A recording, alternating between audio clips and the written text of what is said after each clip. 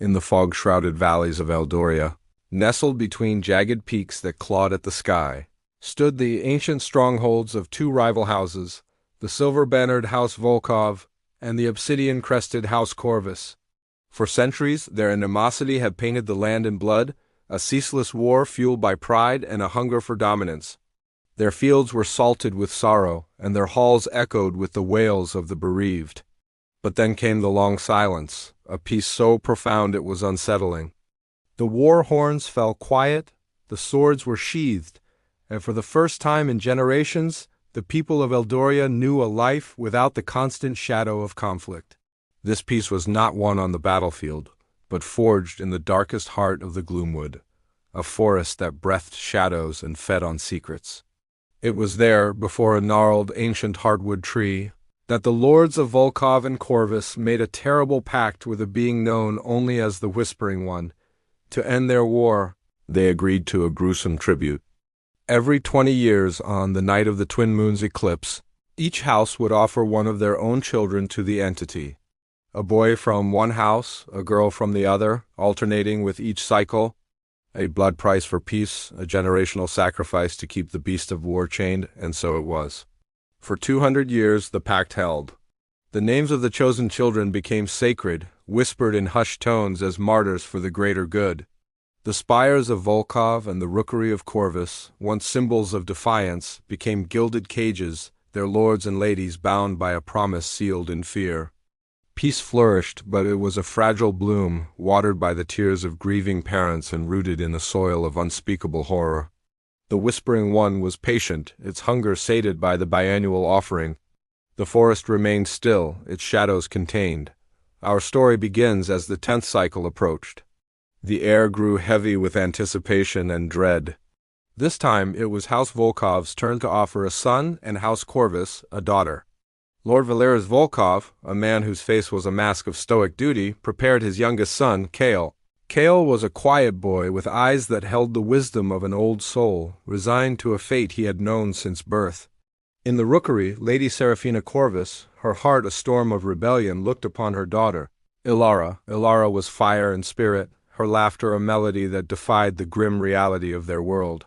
Serafina had watched her own sister walk into the Gloomwood 20 years prior, a memory that had festered into a burning resolve. She would not allow her daughter to be another ghost, another name on a cold stone monument. The peace, she argued, had become a prison, its cost too great to bear. She believed there had to be another way, a way to break the cycle without unleashing the old wars. On the eve of the sacrifice, under the watchful gaze of the twin moons beginning their slow dance of convergence, Serafina Corvus made her move.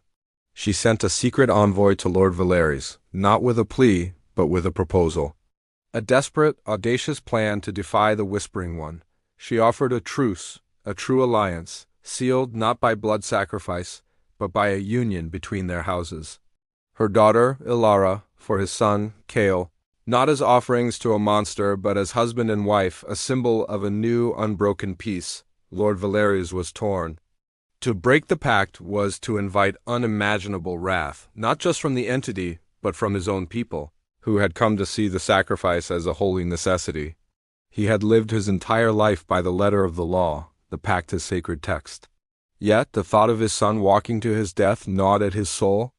Looking at Kale, who stood ready to fulfill his duty without a word of protest, Valerius saw not a martyr, but a boy who deserved to live. The courage in Seraphin's defiance sparked a long-dormant ember of hope within him. He agreed. That night, as the twin moons merged and cast a blood-red light over the land, the procession to the Gloomwood was a sham. The children presented were not Kale and Ilara, but enchanted effigies, carefully crafted to deceive.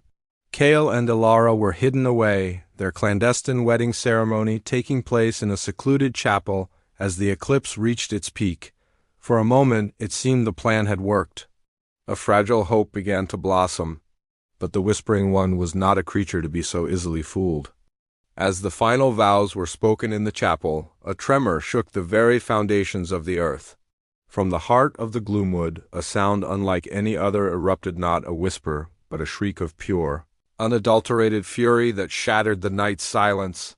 The heartwood tree, the site of the pact, bled a thick black sap, and the shadows of the forest began to writhe and stretch, no longer contained.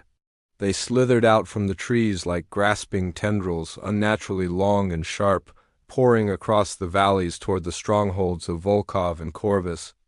The peace was broken, but what came was not the familiar clash of steel and banners of old. It was something far worse. The Whispering One, its pact betrayed, unleashed its true form. The shadows were not just shadows. They were its extensions, physical manifestations of its hunger and rage. They swept through villages, not killing, but consuming. People touched by the tendrils didn't bleed. They simply faded, their colors draining away, their substance turning to gray dust, their voices silenced forever. The entity wasn't just a predator. It was an eraser of existence. Panic seized the two houses. The alliance, forged in a moment of desperate hope, was immediately tested by overwhelming terror. Their guards and soldiers were useless against an enemy that had no body, an enemy that was the absence of light itself. Lord Valerius and Lady Seraphina watched in horror as their lands were slowly being unmade. The price of their defiance was the potential annihilation of everything they had sought to protect. Amidst the chaos, it was Kale and Alara who stepped forward. Bound by their new vows and a shared, terrifying destiny, they knew they were the cause of this devastation. Scouring ancient texts kept hidden in their respective libraries, they discovered the truth of the Whispering One. It was not a god or a demon, but a primal entity of entropy and silence, drawn to the chaos of the war centuries ago. It fed on strong emotions, on life force itself. The pact hadn't been a demand for sacrifice. It had been a carefully negotiated containment. The biannual offering of potent, youthful life force was just enough to keep it placated, to keep its hunger focused on a single point. By breaking the pact, they hadn't just angered it. They had untethered it. Its hunger was now boundless, and it sought to consume all of Eldoria. The text spoke of only one way to counter it, not with a tribute of life, but with an anchor of immense, focused energy.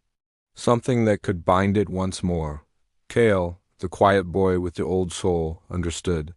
He had the calm and discipline of the Volkov line. Ilara, the fiery spirit, possessed the unyielding passion of the Corvus lineage. Together, they embodied a balance. Their union, the very act that had broken the pact, was also the potential key to forging a new one. They realized they needed to create an anchor, a beacon of life so powerful it would draw the entity in and hold it. With their parents' blessings, they rode not to the Gloomwood, but to the highest peak in Eldoria, the Sunstone Spire, a place said to be the first to greet the dawn. As the shadows swarmed up the mountainside, Kale and Ilara began a ritual described in the texts. It was not a ritual of death, but of life. They joined hands, focusing their energy, their love, their hopes for the future, and the combined lineage of their two houses into a single point of brilliant light. The light erupted from the spire, a pure white beacon against the encroaching darkness. The shrieking of the Whispering One intensified as the light seared its shadowy form.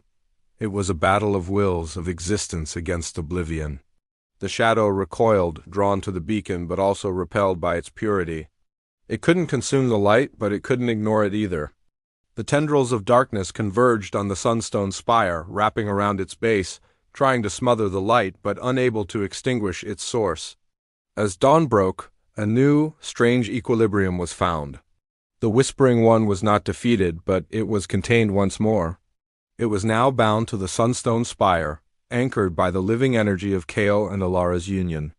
The shadows receded from the valleys, coalescing into a permanent, writhing storm around the peak, a constant, visible reminder of the pact.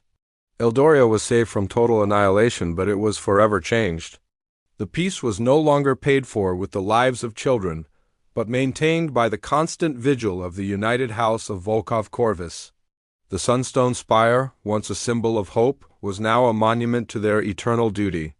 Kale and Ilara, the children who were supposed to be sacrificed, became the guardians of the new pact, their love the lock and their lineage the key. The land was at peace, a true and lasting peace, but every sunrise cast the long, dancing shadow of the spire across the valley, a silent testament to the fact that some darkness can never be vanquished, only contained. And the people of Eldoria learned a hard lesson. that true peace is not the absence of a threat, but the courage to face it, together, day after day. Thanks for watching. If you enjoyed this story, be sure to like, subscribe, and hit the notification bell for more tales from the shadows.